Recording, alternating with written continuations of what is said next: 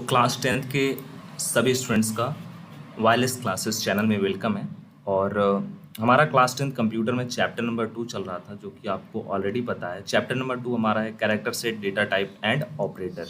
ठीक है, इसमें ऑलरेडी प्रीवियस कुछ टॉपिक्स कंप्लीटेड हो गए थे, जिनको अगर आपने मिस किया है, किसी भी रीजन से नहीं देख पाए हैं, तो आपको क्या करना है, प्लेलिस्ट को चेक करना है। प्लेलिस्ट के सेक्शन में आपको वहाँ पर देखने को मिल जाएंगे सभी क्लासेस, आपको वहाँ पे ऑलरेडी मेंशन है। ठीक है, सो आज का जो हमारा टॉपिक है वो रहने वाला है अबाउट एक्सप्रेशन, लाइक एक्सप्रेशन क्या होता है। एंड उसके साथ साथ जो बहुत ही महत्वपूर्ण टॉपिक है ऑपरेटर का, वो भी हम देखने वाले हैं आज की क्लास में। ठीक है, सो एक्सप्रेशन क्या होता है, सबसे पहले हमको वो समझना है। एक्सप्रेशन क्यों महत्वपूर्ण है, ठीक है, वो भी हम समझेंगे।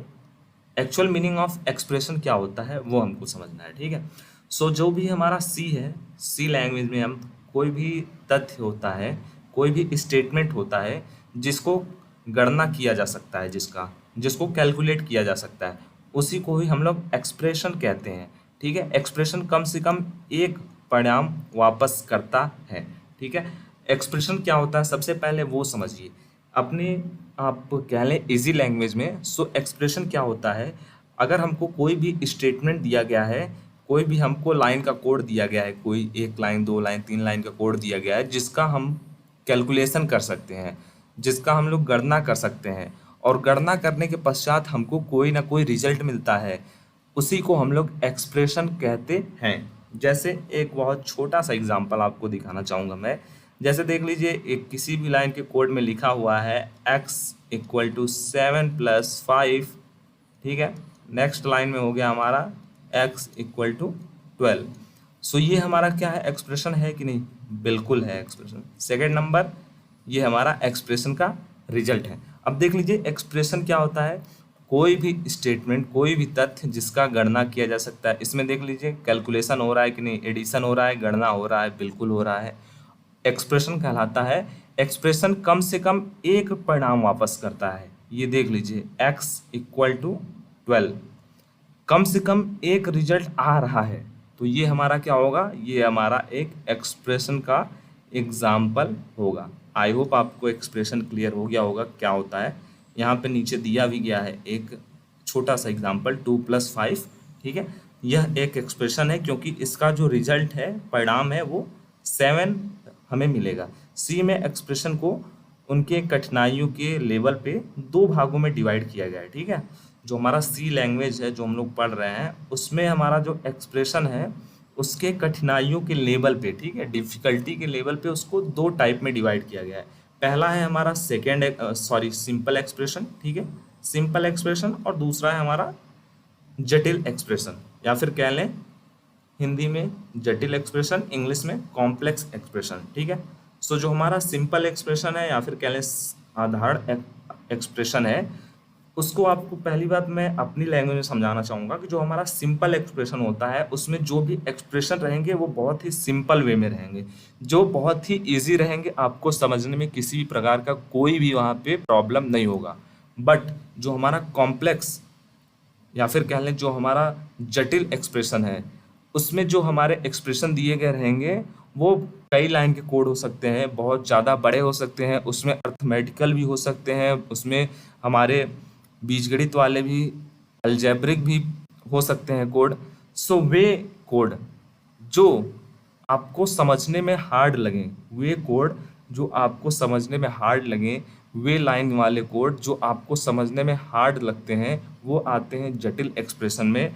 और कह लें कि वे एक्सप्रेशन या फिर वे कोड, वे लाइन वाले कोड जिनको समझना आपको बहुत ही इजी रहता है, वो आता है आपका सिंपल एक्सप्रेशन के दृष्टिकोण से। उसको हम लोग देखते हैं, सिंपल एक्सप्रेशन उसको कहते हैं। ठीक है, जैसे देख लीजिए सिंपल एक्सप्रेशन का यहाँ पे दिया गया है डिफिनेशन। सिंपल एक्सप्रेशन में क्या होता है, केवल एक वेरिएबल, एक कांस्टेंट या फिर एक वैल्यू होता है। ठीक है, सिंपल एक्सप्रेशन में क्या होगा, कोई एक वेरिएबल, एक कांस्टेंट, एक वैल्यू रहेगा। ठीक है, जैसे आप देख लीजिए 20 क्या है, 20 एक कांस्टेंट है। ठीक है, इंटीजर कांस्टेंट है। रेट यहाँ पे क्या है, रेट एक प्रकार का वेरिएबल है जिसको डिक्लेयर किया गया है।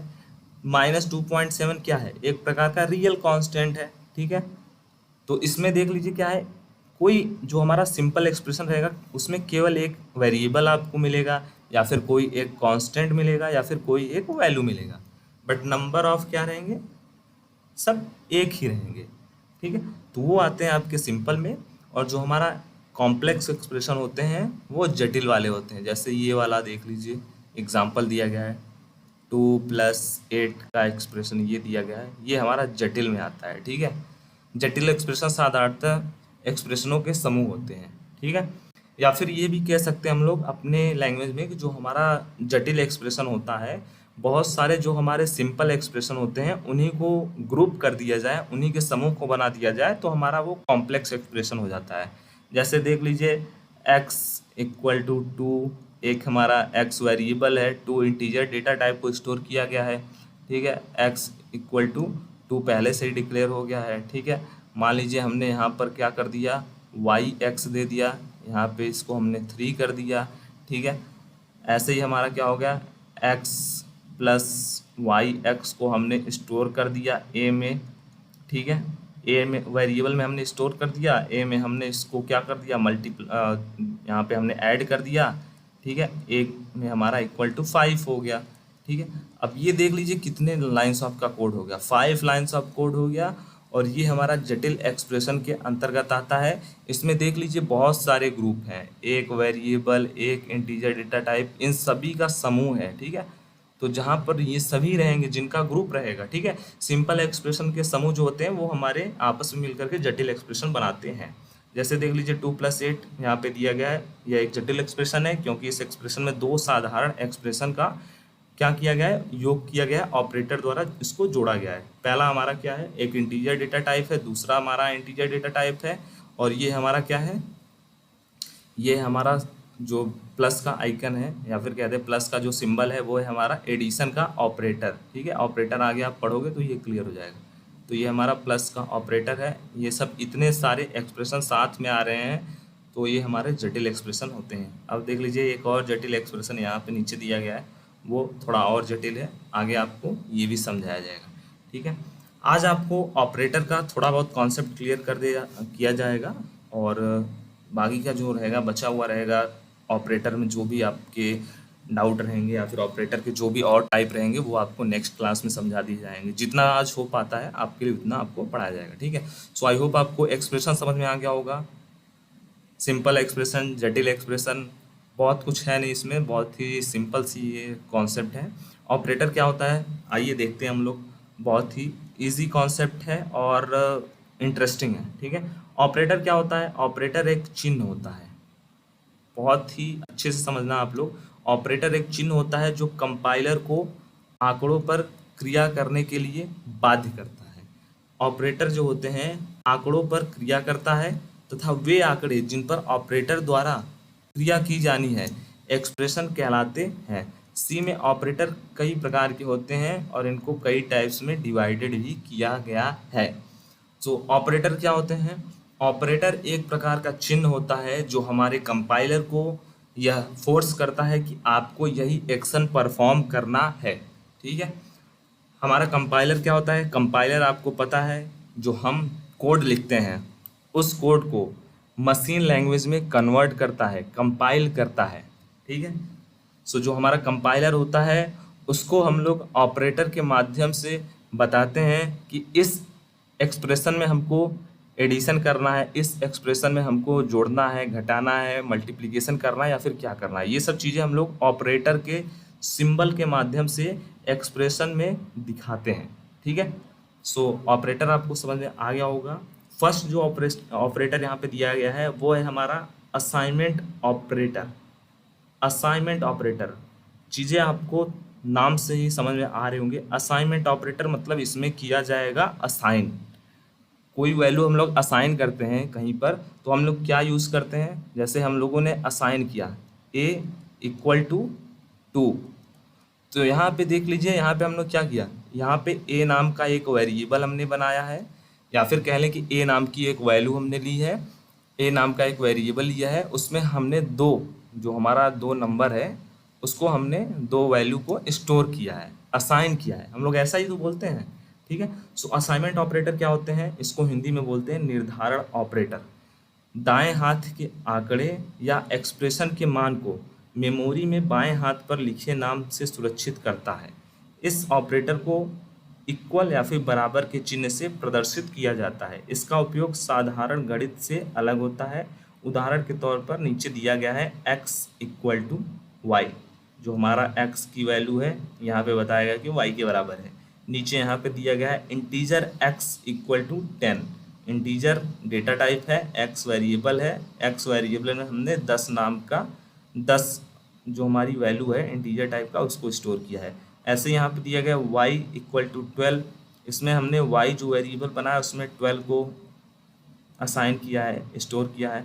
फिर ऐसे ही देख लीजिए z इक्वल टू यहाँ पे दिया गया है 6, तो हमने यहाँ पर क्या किया है 6 को स्टोर किया है z में। ठीक है, z वेरिएबल बना करके 6 को इसमें स्टोर किया है, 6 z की वैल्यू है। ठीक है। सो असाइनमेंट ऑपरेटर कौन होते हैं, असाइनमेंट ऑपरेटर का जो सिंबल होता है वो होता है हमारा इक्वल, बराबर। ठीक है, असाइनमेंट ऑपरेटर को हम लोग इक्वल चिन्ह से प्रदर्शित करते हैं। ठीक है, ऑपरेटर आपको समझ में आ गया होगा, असाइनमेंट ऑपरेटर आपको समझ में आ गया होगा, बहुत ही इजी है। और असाइनमेंट ऑपरेटर जैसे देख लीजिए, असाइनमेंट ऑपरेटर ऐसे ही आपको समझ में आ रहा होगा। जैसे यहाँ पे देख लीजिए x इक्वल टू 10।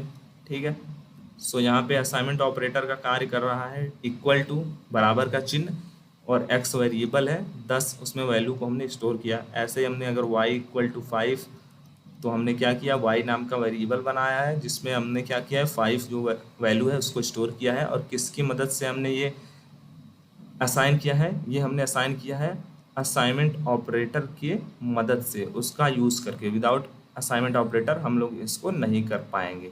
ठीक है, सो ये हमारा हो गया फर्स्ट असाइनमेंट ऑपरेटर। सेकंड है हमारा अर्थमेटिक ऑपरेटर। इन सभी जो ऑपरेटर है मैक्सिमम ऑपरेटर ने आपने पहले से ही पढ़ रखा है। ठीक है, मैक्सिमम ऑपरेटर के बारे में आपने पढ़ा है, आपके बारे में नॉलेज है, इसलिए आपको ये बहुत समझ में आएगा अच्छे से। और आपको इसलिए भी समझना है क्योंकि ये बहुत इंपॉर्टेंट है एग्जाम की दृष्टिकोण से, आपके दैनिक जीवन के दृष्टिकोण से। आगे आप कंप्यूटर से कुछ और डिग्री लेना चाहते हैं उसमें भी आपको ये सब चीज़ें पढ़ने को मिलेंगी। ठीक है, सो अर्थमेटिक ऑपरेटर क्या होता है उसको हम समझेंगे। सी में जो हमारे अंकगणितीय ऑपरेटर होते हैं वो गणनाओं के लिए प्रयुक्त किए जाते हैं, गणनाओं के लिए प्रयुक्त किए जाते हैं, जैसे जोड़ना, घटाना, गुणा करना या फिर भाग करना। सो हमारे जो अर्थमेटिक ऑपरेटर होते हैं उनका यूज़ हम लोग किस लिए करते हैं, अंकगणितीय ऑपरेटर जो होते हैं, अर्थमेटिक ऑपरेटर जो होते हैं उनका हम लोग इस्तेमाल करते हैं जोड़, किसी भी अगर हम लोगों को कोई भी एक्सप्रेशन में जोड़ना है, एडिशन करना है, सब्सट्रैक्शन करना है, मल्टीप्लिकेशन करना है या फिर डिवीजन करना है, गुणा करना है, भाग करना है, घटाना करना है, जोड़ करना है, तो उसके लिए हम लोग यूज़ करते हैं अर्थमेटिक ऑपरेटर का। ठीक है, सी भाषा में 5 तरह के अंकगणितीय ऑपरेटर होते हैं। ठीक है, जिनको नीचे आपको दिखाया गया है। फर्स्ट जो है जैसे देख लीजिए एडिशन है, इसका जो सिंबल है वो क्या है, प्लस का है, 2 अंकों का योग इसका कार्य है।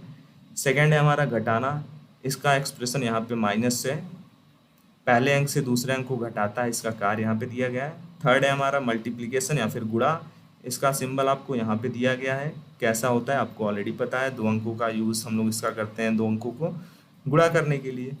फोर्थ है हमारा डिवीज़न, जब हमको पहले अंक से दूसरे अंक को डिवाइड करना होता है तब हम लोग इसका यूज़ करते हैं और इसका सिंबल ऑलरेडी आपको पता है।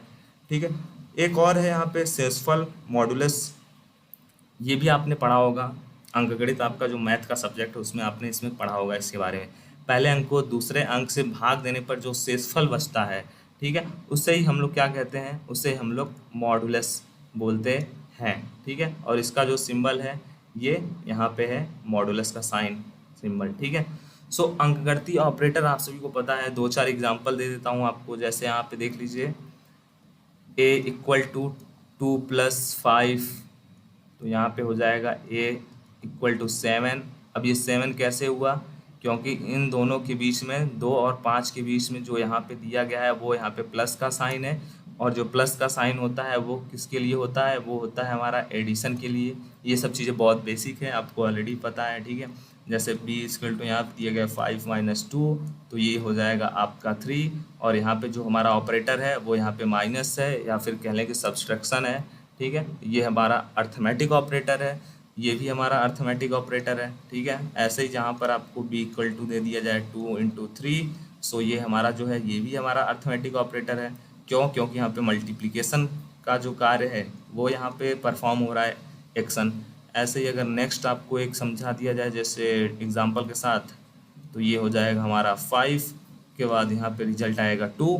सो जो हमारा इसमें ऑपरेटर है यहाँ पे आपको पता है कि डिवीज़न का एक्शन परफॉर्म हो रहा है इस ऑपरेटर के द्वारा। और ये जो ऑपरेटर है वो कौन सा ऑपरेटर है? ये सभी ऑपरेटर अर्थमेटिक ऑपरेटर आप सभी को पता है, और एक्शन जो परफॉर्म हो रहे हैं वो भी आपको पता है, ठीक है। सो आई होप आपको ये अर्थमेटिक ऑपरेटर क्लियर हो गया होगा। नेक्स्ट जो रहेगा वो रहेगा आपका कंपाउंड असाइनमेंट ऑपरेटर, जो हम कल का जो क्लास रहेगा उसमें देखेंगे। फिर देखेंगे हम लोग रिलेशनल ऑपरेटर, फिर उसके बाद इंक्रीमेंट डिक्रीमेंट, उसके बाद conditional operator and size of operator. इतने टॉपिक रहेंगे ऑपरेटर में। फिर उसके बाद नेक्स्ट जो हमारा लेक्चर रहेगा, नेक्स्ट जो टॉपिक रहेगा उसमें हम लोग अच्छे से समझेंगे, ठीक है। सो अगर फिर भी कोई डाउट है आज की क्लास से रिलेटेड तो आप कमेंट बॉक्स का यूज़